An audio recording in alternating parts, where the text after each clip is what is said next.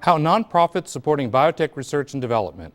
We're joined by Katie Hood, CEO of the Michael J. Fox Foundation for Parkinson's Research.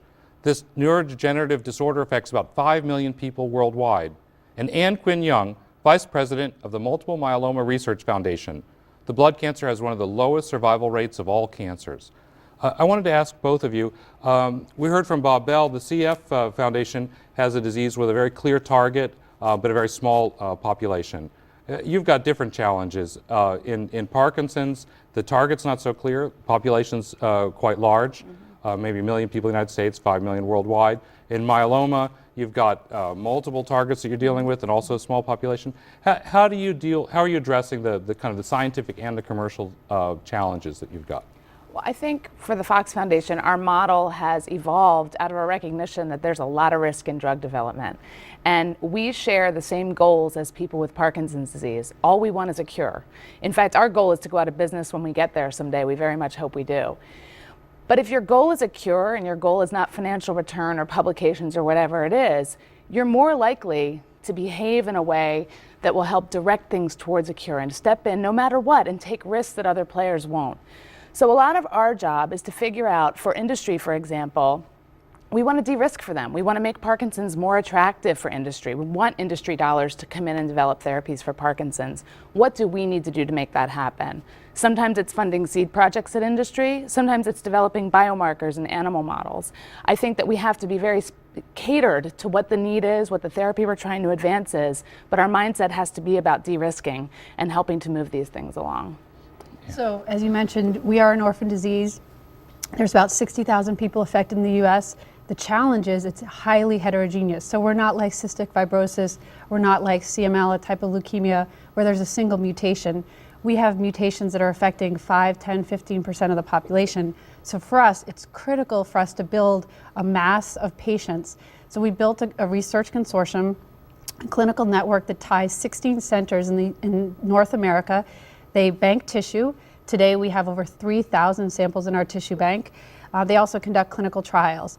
Because if you're looking at small pockets of myeloma patients around the country, in order to get these clinical trials done, and as you mentioned, we have one of the lowest survival rates of any cancers, you need to make sure you have a critical mass of patients.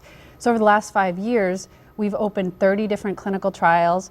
We've seen success in moving 5 of these drugs into phase 3 clinical trials, and it's critical because patients, even though their survival has doubled in recent years due to some new therapies, we're a little bit ahead of Parkinson's and cystic fibrosis in that we do have some effective therapies, but patients still relapse after 6 or 9 months, so it's critical to keep that pipeline going. So, and Katie, the Fox Foundation, you invested, I think, about $225 million in drug development over the last, 10 years? 10 years, but 130 over the last 3 years. And so drug development takes a long time, but Yes. there have been some tangible results from the work you've done already, haven't there? There have. We measure our success by moving things through stage to stage. We have some investments that are in the clinic, and when we see those phase 1 trials move into phase 2 trials, that's a success.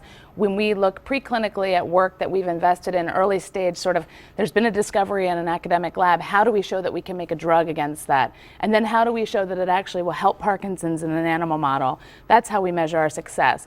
We're also starting to measure success by the amount of follow-on funding that our investments result in. Can you give any examples of that? So for example, there's been a couple companies, ADX, Remind, where we have helped develop their Parkinson's programs, and soon after investment from us, or soon after results from our work come out, there's follow-on funding from a major pharmaceutical company. That's de-risking. That's about helping to absorb some of the early costs of discovery and development, and then hoping a bigger player will come in to help take it across the finish line. So, and then I wonder for both of you then, a big part of what you have to do is to survey the scientific opportunities and vet science and determine what you're going to invest your limited resources in. How do you go about doing that? Absolutely. So we are guided by a scientific agenda.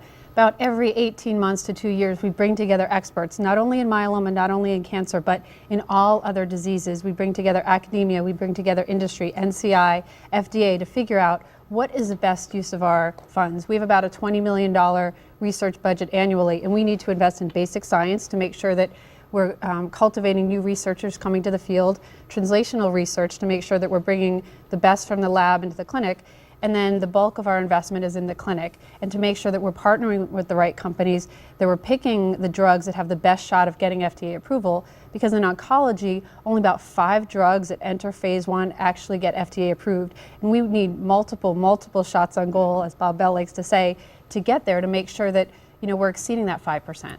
So one of the things that I'm wondering about, Bob Bell mentioned that they get royalties in some of the companies that they've invested in. Are there any other kind of entrepreneurial practices that you have? Do you take royalties? Do you have any expectations about pricing or access for products that you've invested in? This is something we look at all the time. I know Bob's, it's much further developed at cystic fibrosis than it is with us. Our board's philosophy right now is let's just get those shots on goal into the clinic. Let's not hold up progress over negotiations right now about the future. Now, as our investments get bigger, as you get to later stage, that would change that dynamic, and we look at that situation there. So we do structure some deals with biotech companies where we'll invest, say, $1 million in startup in phase 1, maybe some preclinical research as well. And then if those drugs do make it to market, there is payback for us. It's basically recouping our investment, but we did feel it was important, our board felt it was important for us to be able to recoup some of that investment. And we are getting a little bit more sophisticated too as we start funding clinical trials. Can there be milestone payments coming from industry? But like Katie, like the Michael J. Fox Foundation, we don't want to impede research. So if it's a tiny biotech company that really doesn't have the resources to, pay us back as much as, we may push for, we're not going to push too hard because our patients need new drugs. You have to look at the stage and decide what's appropriate. If you're leading a whole clinical trial, you should be getting payback on something. But if you're early, it's a different Can you give scenario. a couple of examples, each one of you, maybe one of something that's in late stage that you funded and how that's worked briefly? Well, rather than a specific therapeutic, dyskinesia is a side effect of the medications of Parkinson's disease. And when we came on the scene in 2002, the research was scattered all over the world. So we did a lot of preclinical work to bring the academic research together, develop the tools and models that were needed, and we're moving the research along. We consider ourselves sort of shepherds of that space. How do we move this promising work forward? Now there are 8 active clinical trials for dyskinesia compounds, and we view that as a major success. So when we look at our Biotech Investment Award program, which we started about 5 years ago, most of those drugs have made it into the clinic. Excitingly, 2 of them are currently in our research consortium. So we provided the startup funding, they moved into the consortium. An example of a drug where we didn't actually provide funding, but we helped to de-risk for this tiny little biotech company, Proteolix, which was eventually acquired by Onyx. We helped them with ad boards, we helped them with their protocol, we helped them with site selection, we helped them with industry style project management to push that phase 2 clinical trial to go much faster. Our sites accrued twice as many patients as any other site did in the country, and now Onyx, the company that has a carfilzomib, is looking at filing for accelerated approval. So we see that as, we didn't directly invest in the company or the compound. But you invested in the space. Right, we put our resources behind it, and we're seeing great results. Right. Well, great. Thank you very much. Katie Hood with the Michael J. Fox Foundation and Young Quinlan with the Multiple Myeloma Research Foundation.